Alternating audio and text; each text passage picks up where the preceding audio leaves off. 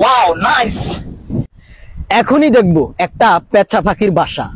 আমি নিচ থেকে দেখেছি আমার পিছনে যে গাছটি আছে এই গাছের মধ্যে একটি পেঁচা পাখি বাসা করছে। তো আমাদের এখানে এই পাখিটাকে বলা হয় হেচ্ছা পাখি। আমাদের নোয়াখালীতে অনেকে আমাকে জিজ্ঞেস করে আসলে আমার বাড়ি কোথায়। আমি সবার উদ্দেশ্যে একটা কথা বলতে চাই, আমার বাড়ি হচ্ছে নোয়াখালী। তো আমাদের নোয়াখালীতে এই পাখিটাকে বলা হয় পেচ্ছা পাখি আর কি, কালো কালো এক ধরনের পাখি। তো এই পাখিটা অনেক হিংস্র হয়। তো আসলে এই পাখিটার বাসাতে কি আছে আজকে আমি দেখবো এই গাছের উপরে উঠে।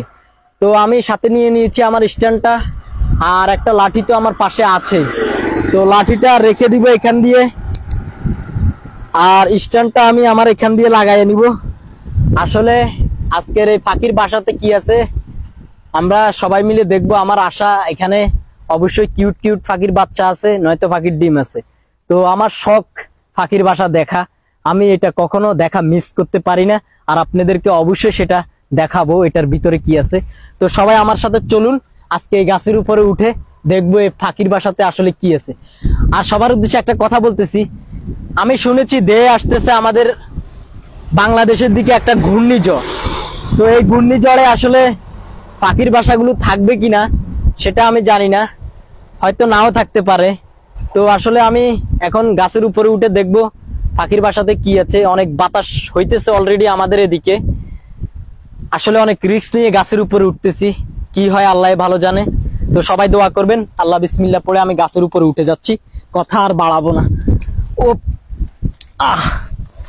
আল্লাহ, জীবনে যদি রিস্ক না নেন তাহলে কিছুই করতে পারবেন না। আমি অনেক রিস্ক নিয়ে বিশাল বড় গাছের উপরে, অনেক বাতাস হইতেছে, কিন্তু শখের বসে পাখির বাসা দেখার জন্য উঠে গেছি। আপনাদেরকেও দেখাবো, আমিও দেখব। আমার এতটুকু জীবনে আমি কখনো এত সুন্দর দৃশ্য দেখিনি।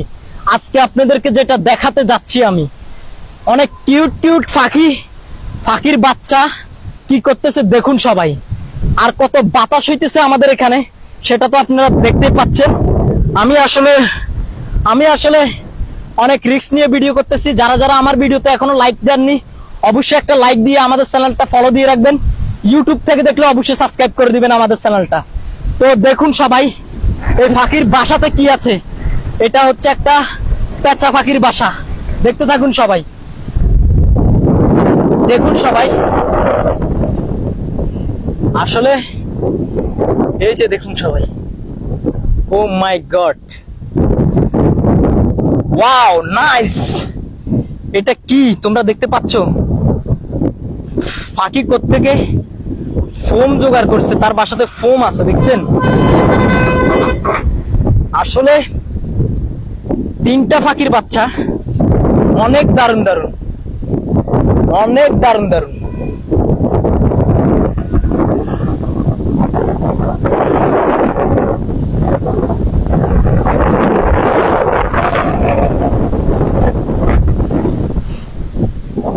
আমি কোথায় বসে আছি আর কত রিস্ক নিয়ে বসে আছি দেখেন সবাই।